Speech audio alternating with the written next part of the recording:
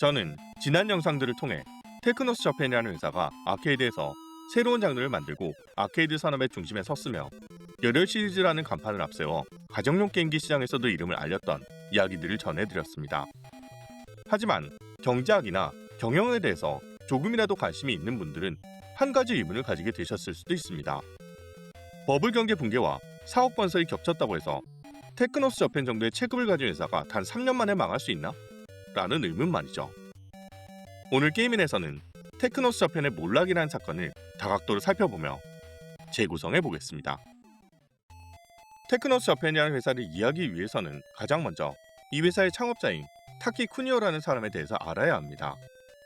타키는 원래 아케이드의 강자 중 하나였던 데이터 이스트의 전무이사였고 1981년에 독립하여 테크노스 저펜을 세웠죠. 그가 왜 데이터 이스트에서 독립했는지는 자세히 밝혀져 있지는 않은데 1982년에 데이터 이스트가 프로테니스라는 게임의 복제 기판 문제로 소송을 제기했고 이후 1983년에 테크노스 저펜이 이에 대한 사과문을 게임 머신지를 통해 게시했던 적이 있습니다. 재미있는 건 그로부터 몇 달 지나지 않아 테크노스 저펜이 데이터 이스트의 하청으로 더 빅 프로레슬링을 제작했다는 사실이죠. 이런 정황들로 추정해보자면 당시 일본에서는 아케이드 업계에 종사하는 회사들이 다수 창업하던 시기였고 타키 사장이 데이터 이스트의 경영진들과 경영 방향성에 대한 갈등이 발생해서 독자적인 길을 걸었다고 추측해 볼 수 있습니다. 하지만 능력은 있었기 때문에 한바탕 소통이 있었던 뒤에도 다시 파트너로 일할 수 있었던 거겠죠. 재밌는 것은 타키 쿠니오라는 사람의 성격과 그가 이후에 테크노스 저펜이라는 회사를 운영한 방식입니다. 테크노스 저펜은 다른 업계에 비해 자유로운 게임 업계에서도 급이 다를 정도로 자유로운 개발 환경을 추구하던 회사 중 한 곳이었는데요. 당시 인터뷰 등을 통해서 언급된 사례들을 보자면 과장급 이상의 직원들에게는 한도가 없는 법인카드를 지급했으며 전성기에는 사원 200명을 데리고 가부키초의 술집을 하루 동안 통째로 빌려서 밤새 마신 적도 있었다고 합니다. 물론 다음날은 사장을 포함한 전원이 임시 휴업을 할 정도였으니 얼마나 자유로운 회사였는지 짐작이 가시겠죠. 심지어 이 회사는 정해진 출퇴근 시간도 없어서 멋대로 출근하고 멋대로 퇴근해도 아무도 뭐라고 하지도 않았고요. 타키 사장이 내세운 원칙은 오직 하나, 어떤 방식으로 일해도 상관없으니 최고의 결과를 내라는 것이었습니다. 테크노스 저펜에 재직했던 사원들이 당시를 회상하며 말하는 내용이 대부분 일치하는 것을 보면 타키 사장은 자유로운 분위기에서 일하는 것을 추구했고 본인 역시 굉장히 호탕하고 남자다운 성격이었음을 추측할 수 있죠. 열혈 영파 쿠니오 군과 더블 드래곤의 기획자인 키시모토 요시히사가 자신이 구상하던 새로운 게임의 기획서를 들고 찾아온 배경에는 이런 타키 사장의 인품과 테크노스 저펜에 자유롭게 일할 수 있는 환경을 제공하는 사풍 때문이 아니었을까 추측됩니다. 즉, 테크노스 저펜의 성공의 비결은 하고 싶은 것에 마음껏 도전할 수 있는 자유를 제공했기 때문이라고 할 수 있죠. 이렇게 자유로운 환경 하에서 새로운 도전에 열중하던 키시모토는 테크노스 저펜의 전성기를 불러옵니다. 열혈 경파 쿠니오 군과 더블 드래곤의 성공으로 벨트 스크롤 액션이란 장르를 아케이드의 대세로 만들었고 WWF 시리즈를 통해 그 영향력을 일본뿐 아니라 전 세계로 확장시키며 테크노스 저펜을 세계적인 회사로 만들었죠. 하지만 자사의 빌딩을 짓고 다음의 성공을 향해 나아가던 그 시기, 일본의 버블 경제가 붕괴됩니다. 그 이후 여러분께서도 알고 계시듯 테크노스 저펜은 자사를 번성시켜주던 아케이드에서 멀어졌고 저작권 비용이 필요 없는 열혈 시리즈라는 프랜차이즈에 의존하면서 콘솔 게임 제작 체계로 전환하게 되죠. 이 당시 테크노스 저펜 개발실을 총괄하던 리더가 바로 키시모토였습니다. 이 상황은 키시모토에게 결코 반가운 일이 아니었는데 그는 지금까지 대부분의 성공을 아케이드에서 이뤄낸 사람이었고 콘솔용 게임으로는 거의 성공하지 못했으며 낮은 성능 때문에 자신의 아이디어를 전부 구현할 수 없다고 생각했죠. 실제 그는 1991년부터 1992년 사이에 총 6가지의 게임을 담당했으며 이 중 5개가 콘솔용 게임이었습니다. 안타깝게도 아케이드용으로 개발된 WWF 레슬페스트를 제외하면 상업적으로 성공하지 못했고 이 시점에서 그는 이렇게 생각하게 되죠. 테크노스 저펜에서는 자신에게 성공을 가져다주던 아케이드용 게임을 제작하기 힘들겠다고 말입니다. 그는 훗날 테크노스 저펜을 그만두게 된 이유로 앞으로 더블 드래곤만 계속 만들 것 같아서 라고 말했었는데요. 사실 이 발언의 진짜 의미는 버블 붕괴의 여파를 맞은 테크노스 저펜의 현재 상황에서 자신이 좋아하고 흥미를 느끼던 새로운 아케이드 게임들을 더 이상 제작할 수 없었다는 말이었습니다. 고작 31살의 청년이 자신의 넘치는 창작력을 불태울 수 없다는 사실은 그에게 사형 선고로 들렸겠죠. 나는 지금까지 많은 성공을 경험했고 여전히 젊으니 새로운 미래를 향해 걸어보는 게 좋겠다. 그렇게 생각했을지도 모릅니다. 결국 키시모토 요시히사는 자신이 좋아하는 환경을 만들어주었던, 자신과 성공을 함께했던 테크노스 저펜을 퇴사하고 자신과 뜻이 맞는 몇몇 사람들과 함께 알마닉이라는 회사를 설립하며 독립하게 되죠. 하지만 알마닉을 설립하고 새로운 길을 개척하러 나섰던 키시모토의 미래는 그렇게 밝지 못했습니다. 몇 명의 인원이 독립해서 세운 회사는 제한된 제작 환경과 한정된 예산으로 새로운 게임을 만들어야 한다는 과업을 안게 되죠. 새롭게 기판을 설계해서 아케이드 게임을 제작한다는 건 이 작은 회사로서는 꿈도 꿀 수 없었으며, 슈퍼 패미컴용 게임을 개발하기 위해 기재를 사들인 지 1년 만에 32비트 게임기가 등장했고 플레이스테이션과 세가 세턴, 닌텐도 64의 시대가 찾아오며 슈퍼 패미컴의 시대는 금세 끝나버리고 말았습니다.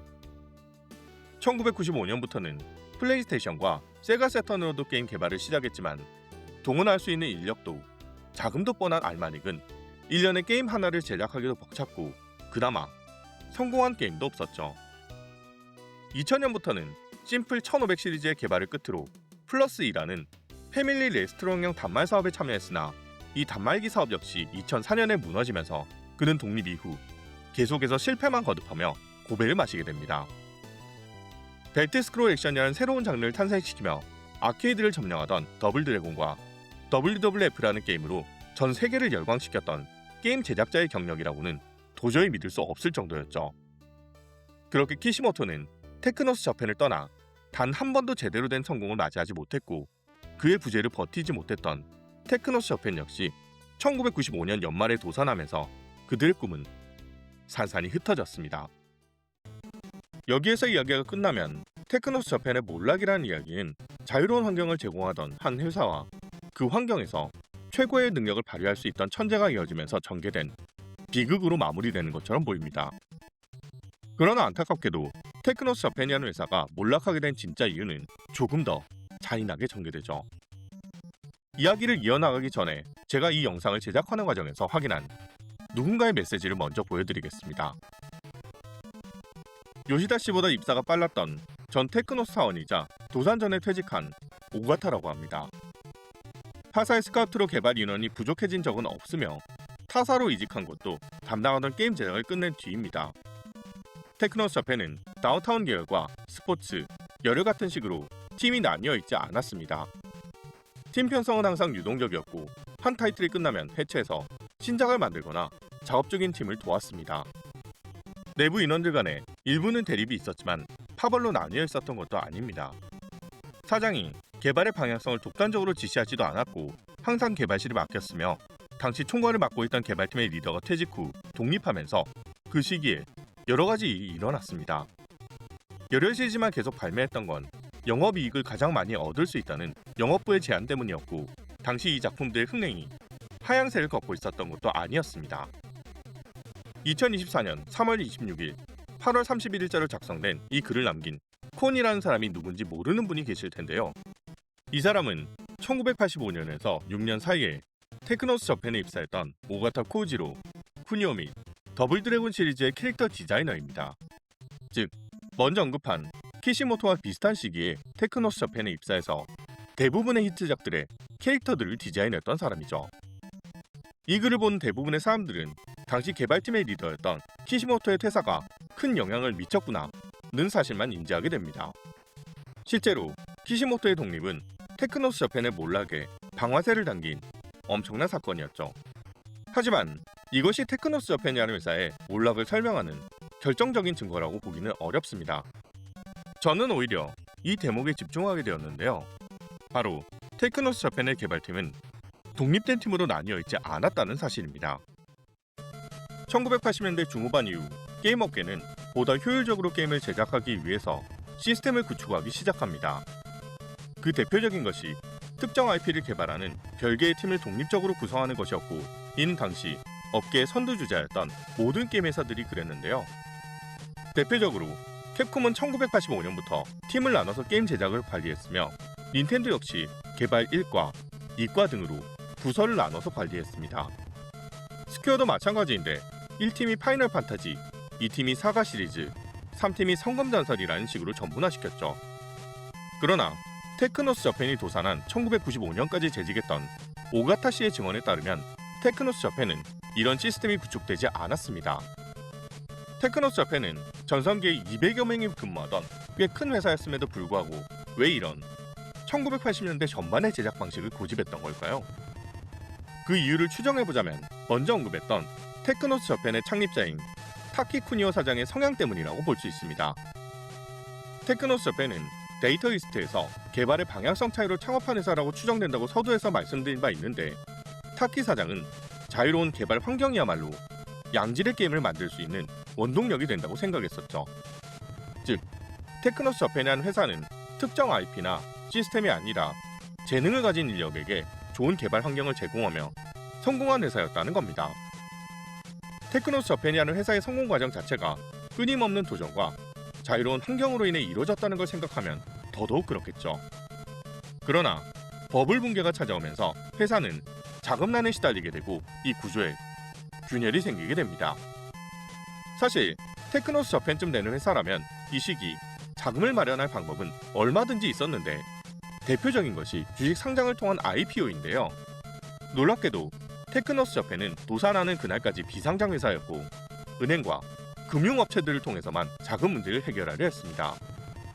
이건 역시 사장의 성향 때문이었을 가능성이 높은데, 상장을 진행하는 순간 회사는 주주들의 의견을 무시할 수 없게 되며 회사가 이익을 위해 움직이는 순간부터 자유로운 경영과 개발 환경은 멀어지게 된다는 걸 알고 있었기 때문이었겠죠. 그러므로 1991년 이후 테크노스 저펜은 아슬아슬한 줄타기를 하면서 어떻게든 회사의 방침을 유지하기 위해 노력했을 겁니다. 그 노력의 결과가 바로 두세 달에 한 번씩 열혈 시리즈를 발매하던 모습이었던 거고요. 그러나 개발부의 리더였던 키시모토가 퇴사하면서 이 줄타기에 한계가 찾아왔던 거죠. 다른 회사들의 예를 들어보자면 캡콤 개발부를 보면 리더였던 오카모토 요시키가 퇴사했었지만 효과적인 후진 양성 시스템이 마련되어 있었기 때문에 그를 대신할 리더가 등장했고, 캡콤은 아무렇지도 않았습니다. 캡콤뿐 아니라 대부분의 개발 회사들은 중요한 리더가 빠져나간다고 해서 몇 년 만에 회사가 무너지는 일은 없다는 거죠. 그러나 테크노스 저펜은 그런 시스템이 마련되어 있지 않았기 때문에 효과적으로 이걸 제어할 수 없었고, 키시모토의 뒤를 이어 개발부의 리더를 맡았던 열혈 이야기의 디렉터 요시다 역시 1993년에 퇴사하게 됩니다. 단기간에 개발부의 리더를 연달아 잃어버린 테크노스 저펜은 게임 개발의 중심을 잡아줄 리더가 사라져버렸죠. 테크노스 저펜은 몰락을 논할 때 대부분의 사람들이 과도한 부동산 투자, 개발팀의 핵심 인원 퇴사를 언급하지만, 사실 테크노스 저펜을 무너뜨린 건 이 회사를 정점에 올려주었던 자유를 보장해주던 시스템이었다고 말할 수 있습니다. 자유로운 시스템이 제대로 된 힘을 발휘하기 위해선 그걸 활용할 수 있는 인재가 필요하거든요. 자유로운 시스템과 그걸 제대로 활용할 인재, 둘 중 하나라도 사라지면 이 시스템은 유지되는 게 불가능합니다.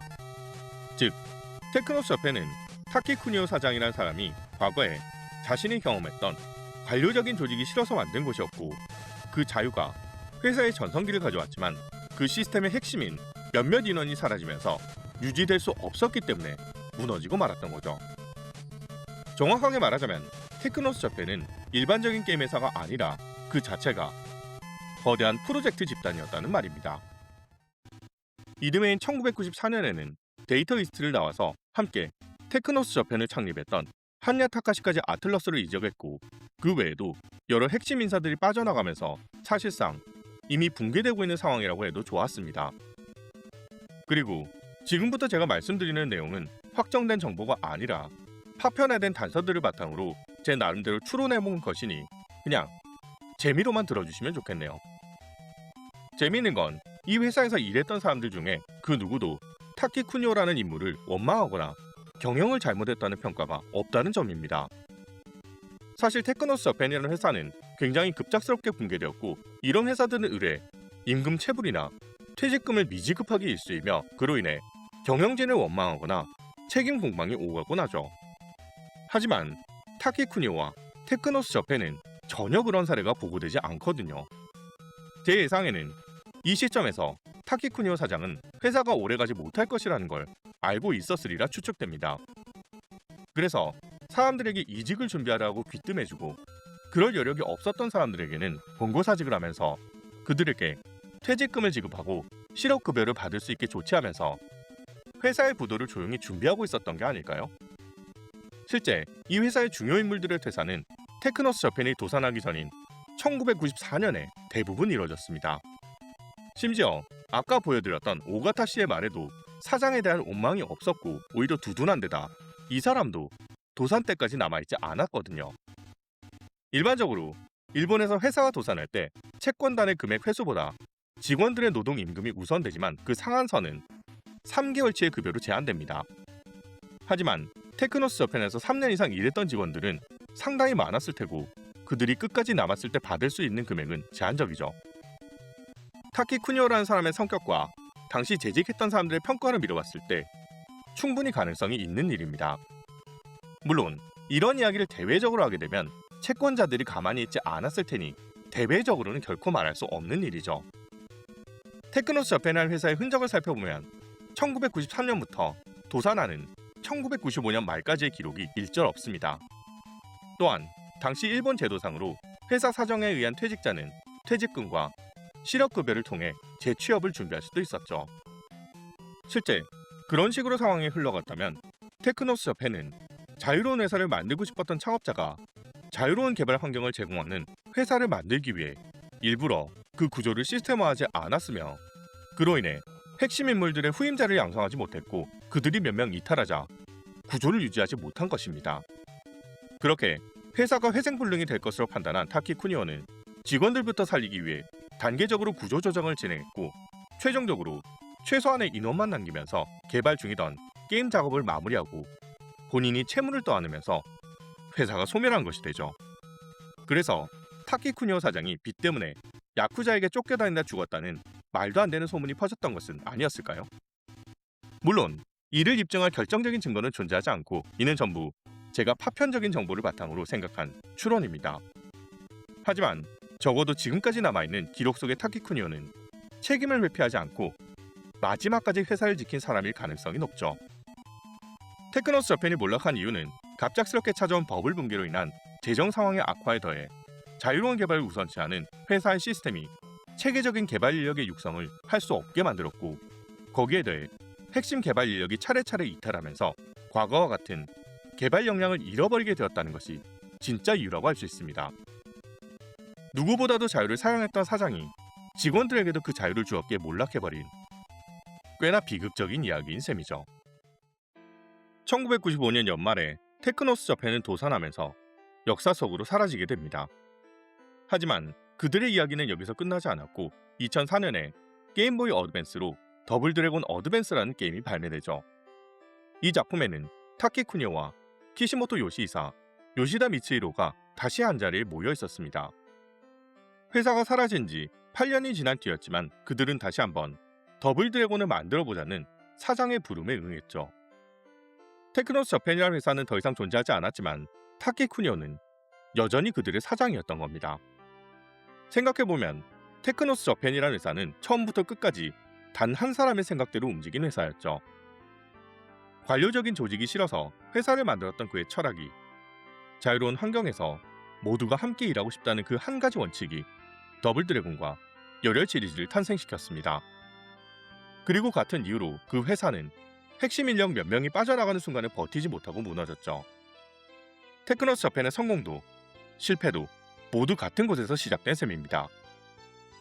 결국 테크노스 저팬이라는 회사의 흥망사는 타키쿠니오라는 한 사람과 그를 사랑했던 사람들의 이야기라고 할 수 있겠네요.